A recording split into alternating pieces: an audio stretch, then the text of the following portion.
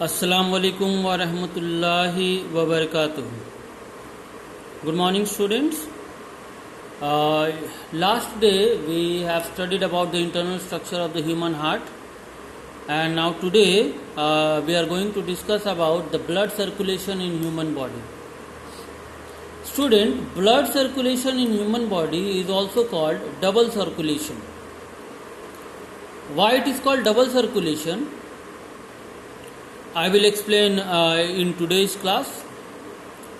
So let's start the topic.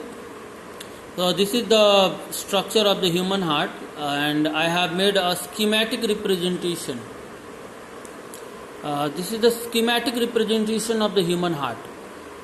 See, I have put here the chamber 1, 2, 3, 4. Similarly, I have given the chambers name 1, 2, 3, 4. That is right auricle, right ventricle, left auricle, left ventricle. Students, I have explained you that the blood is consist of many blood vessels. So, of which I have only taken the important one. So, let's start. First of all, the blood, that is the deoxygenated blood, CO2 laden blood, from the body parts above the heart and from the body parts below the heart. So, the blood from the body parts above the heart is taken by superior vena cava and reaches to the right auricle. Then the blood that is from the body part that is below the heart taken by inferior vena cava to the right auricle. So, the blood reaches to the right auricle. After that, the blood from the right auricle will goes to the right ventricle when the right atrioventricular valve open. That means when the tricuspid valve open. From the right ventricle, the blood will goes to the lungs with the help of pulmonary artery. One will go to the right lung and one will go to the left lung. This I have made here. This one is the right lung and this one is what? Left lung. So the blood is taken by pulmonary artery to the right and the left lungs for the purification. That means in the lungs the carbon dioxide will taken out and the oxygen will dissolve in the blood.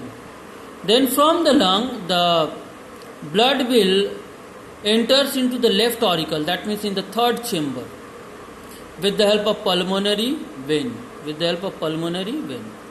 And from the left auricle, the blood will goes to the left ventricle when the bicuspid valve, that is the mitral valve, that is the left atrioventricular valve open. So ultimately the blood will reaches to the left ventricle. Now from the left ventricle, the blood will goes with the help of aorta to all parts of the body.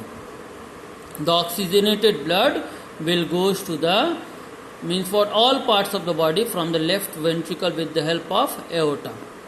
So here you can observe that for a single circulation of blood, that means from the heart to the body parts, first of all the blood will reaches to the heart, then from heart to the lungs, from lungs again to the heart, and then from heart to the body parts. So here you can see the blood enters twice in the heart for a complete one circulation of the blood. From body parts to the heart, then from lungs to the heart. That means blood have to pass twice through the heart for a single circulation of blood. Hence, the circulation of the blood in the human body is called double circulation. It is called double circulation. So, this circulation, that means from body part to the heart, this circulation from the body part to the heart is called systemic circulation. What it is called? It is called systemic blood circulation. and from heart to the lung it is called pulmonary circulation. Once I have told you that whenever you heard about the term pulmonary, think about the lungs.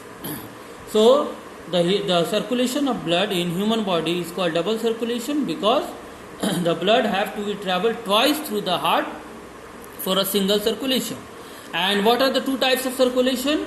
The first circulation is systemic circulation between the heart and the body parts, and the second one is known as pulmonary circulation between the lungs to the heart. Now this much for today's students, and if you have any question regarding today's topic, feel free to ask me. Assalamu alaikum.